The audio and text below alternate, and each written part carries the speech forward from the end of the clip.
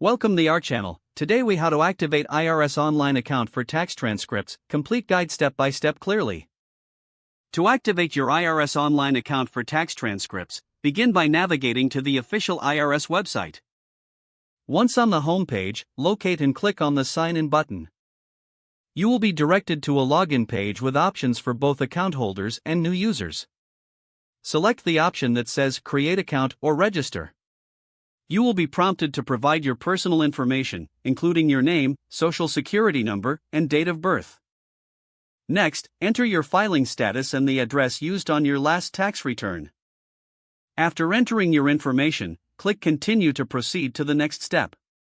You may be asked to verify your identity through a secure access method, such as a text message or an email. Follow the prompts to receive a verification code via your chosen method. Once you receive the code, enter it into the verification field on the website. If the code is correct, you will be directed to set up your account credentials.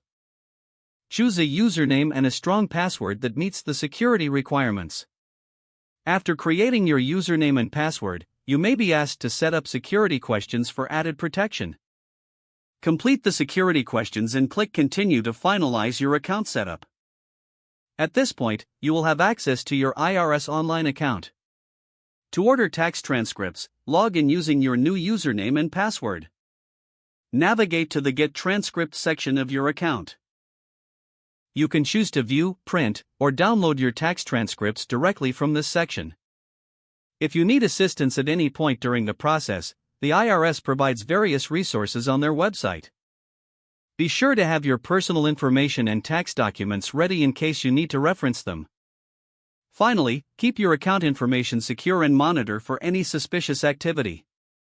If the page does not load, refresh the browser or try again in a private or incognito window.